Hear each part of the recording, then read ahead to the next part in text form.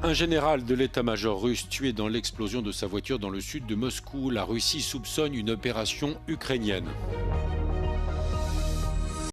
Les États-Unis poursuivent un troisième pétrolier dans les eaux internationales près du Venezuela. Il s'agirait d'un navire sous sanction pour ses liens présumés avec l'Iran et le Hezbollah. Le lieutenant général russe Fanil Sarvarov tué dans l'explosion de sa voiture à Moscou. Le haut gradé était le chef du département de la formation opérationnelle au sein de l'état-major de l'armée russe.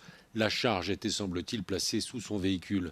L'explosion a eu lieu dans le sud de Moscou et le comité d'enquête russe dit étudier la piste d'une opération menée par les services spéciaux ukrainiens.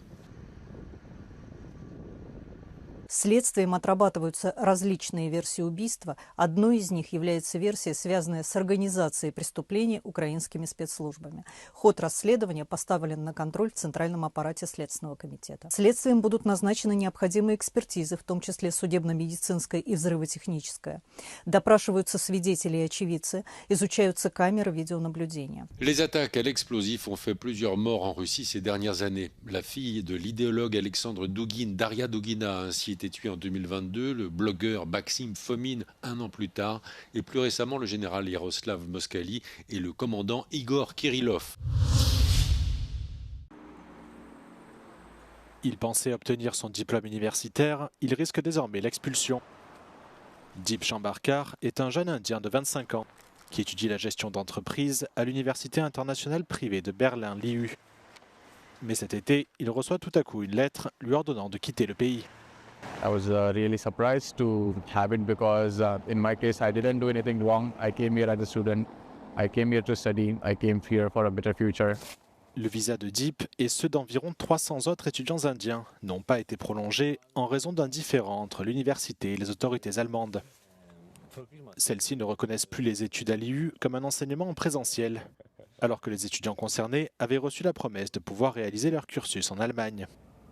Basically, this thing started this year from the month of March.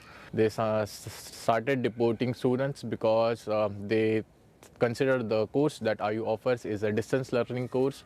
I think this was because the university didn't launch or offered their courses or didn't have the proper accreditation of the courses which they were supposed to have. Les autorités considèrent que l'IU n'est pas suffisamment équipée pour l'enseignement en présentiel. Jusqu'à récemment, l'université attirait pourtant les étudiants avec des vidéos faisant la promotion d'une vie étudiante allemande et de perspectives d'emploi en Europe. Pour ses études, Deep Chambarkar a contracté un prêt de 20 000 € auprès d'une banque indienne, une somme que l'IU n'a pas voulu rembourser. Au-delà de l'aspect financier, c'est aussi une année perdue pour le jeune homme, Deep craignant que les examens qu'il a passés ne soient pas reconnus par d'autres universités. I'm kind of surprised and sad about it, but unfortunately things don't work out how I wanted it, and it's kind of tough to face all the situation mentally and physically. There are a lot of private universities here in Berlin, and IU is the only one that is having problems with the visa right now, and yeah, the students are suffering a lot because of it. L'IU affirme que les autorités ne l'avaient pas informé de la modification du règlement et l'université a suspendu toute nouvelle admission d'étudiants pour le site de Berlin jusqu'à nouvel ordre. En attendant, Deep a fait appel de son expulsion, mais il a peu d'espoir. Während meiner Recherche habe ich auch mit anderen indischen IU-Studenten gesprochen. Zum Beispiel mit einem Studenten, der in Indien ist und das erste Jahr bereits online absolviert hat. Er sollte jetzt eigentlich nach Berlin kommen, um den Rest zu machen, aber bekommt kein Visum. Ein anderer Student hier in Berlin berichtet von Suizidgedanken, weil er abgeschoben werden soll. Laura Fleischmann aus Berlin für Euronews. Les États-Unis poursuivent un troisième pétrolier dans les eaux internationales, non loin du Venezuela. Selon des médias américains, le nom du navire est Bella 1 et le bâtiment est sous sanctions américaines depuis 2024 pour ses liens présumés avec l'Iran et le Hezbollah libanais. Le site spécialisé Tanker Trackers précise que le Bella 1 était en route pour le Venezuela et ses cales seraient vides. Les forces américaines auraient tenté d'intercepter le pétrolier tard dans la nuit de samedi à dimanche sans y parvenir et le bateau poursuivrait sa route. Si le Bella 1 était finalement arraisonné, il s'agirait de la troisième opération de ce type en l'espace de moins de 2 semaines. Le président américain accuse le Venezuela et son président Nicolás Maduro d'utiliser le pétrole pour financer le narcoterrorisme. Nicolás Maduro dénonce de son côté des opérations de piraterie et promet de déposer une plainte devant le Conseil de sécurité de l'ONU. Le cabinet de sécurité israélien a approuvé dimanche un projet de 19 nouvelles colonies juives en Cisjordanie occupée. Cette décision s'inscrit dans l'accélération de l'expansion israélienne sous le gouvernement de Benyamin Netanyahou. Selon le groupe de surveillance anti-colonisation Peace Now, le nombre de colonies est en effet passé de 141 à 210 depuis 2022. Ces implantations sont largement considérées comme illégales au regard du droit international et elles visent à empêcher la création d'un État palestinien.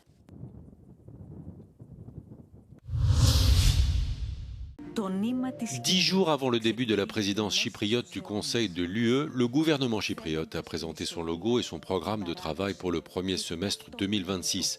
Le logo s'inspire de la célèbre dentelle de Lefkara pour souligner l'importance que Nicosie souhaite accorder aux traditions. Le graphiste designer Marios Kouroufexis signe cette dentelle revisitée qui symbolise l'union des 27 États membres qui composent l'UE. Le président chypriote Nikos Christodoulides répète avoir pour devise « L'Union Chypre est, dit-il, pour une union autonome, ouverte sur le monde et qui repose sur 5 piliers. » Πρώτος πυλώνας είναι η αυτονομία μέσα από την ασφάλεια, την άμυνα και την ετοιμότητα. Ο δεύτερος πυλώνας αφορά την αυτονομία μέσα από την ανταγωνιστικότητα. Ο τρίτος πυλώνας, μια ένωση ανοιχτή προς τον κόσμο, μια ένωση που είναι αυτόνομη. Ο τέταρτος πυλώνας αφορά μια αυτόνομη ένωση αξιών για όλους. Και ο πέμπτος πυλώνας, ένας προϋπολογισμός, ο οποίος πάντα χρειάζεται για να στηρίξει μια αυτόνομη Ευρωπαϊκή Ένωση. Chypre prend pour la deuxième fois la présidence du Conseil de l'UE, mais cette fois avec la guerre aux frontières de l'Union. Contact Off, l'une des œuvres emblématiques de Pina Bausch, la chorégraphe allemande qui a influencé de manière décisive la danse contemporaine, revient en Grèce. 37 ans après sa première présentation à l'Odéon, l'œuvre phare est désormais accueillie sur la scène principale du Théâtre National, dans une production composée exclusivement d'interprètes grecs. Cette reprise est placée sous la direction artistique de Daphnis Kokinos et de Joséphine Anne Endicott. Lors de la première de Contact Off en 1978, elle était sur scène. By the time we got to Contact Off, which was 1978, we had already done a lot of revolutionary pieces, many danced operas. We have had the Tomatoes, people walking out from the public, slamming doors. I was there in that time, so slowly, by the time we did Contact Off, people were not leaving. She had become rather well known, like inside a cult figure with her new way of working, non-dancing. The woman herself was so beautiful, first of all, when she was younger. She was able to manipulate. Her ideas were unique. I was able to give them to her, and we were able to form and shape certain pieces with very human daily lives of people's. Her work was always interesting for me, and I loved all the musics that she put into the pieces. She was a genius, yeah. Après avoir été danseur dans la compagnie, Daphnis Kokinos est lui devenu l'assistant de Pina Bausch en 2002. Και αυτό που είχε ήταν κάτι πάρα πολύ αληθινό. Και γι' αυτό μας αγγίζει όλους. Γιατί είναι κάτι που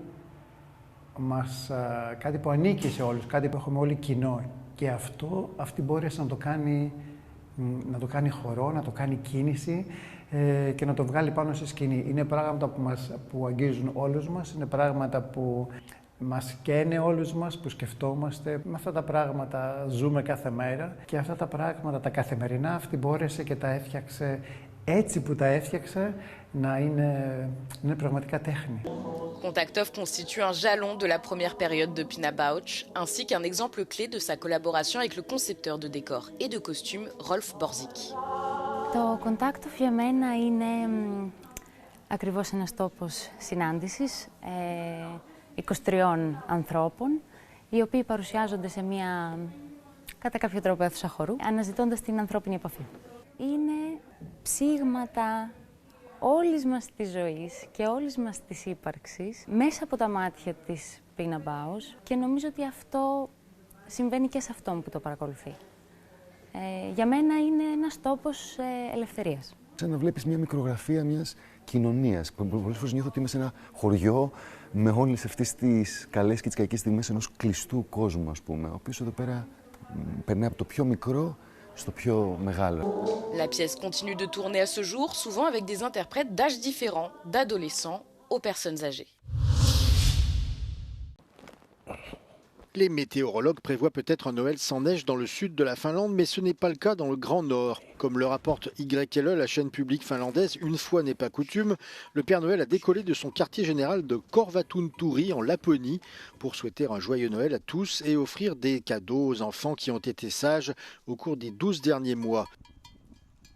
Son traîneau est désormais équipé de technologies de pointe résistantes à toute tentative de brouillage GPS ou d'attaque logicielle assistée par l'IA.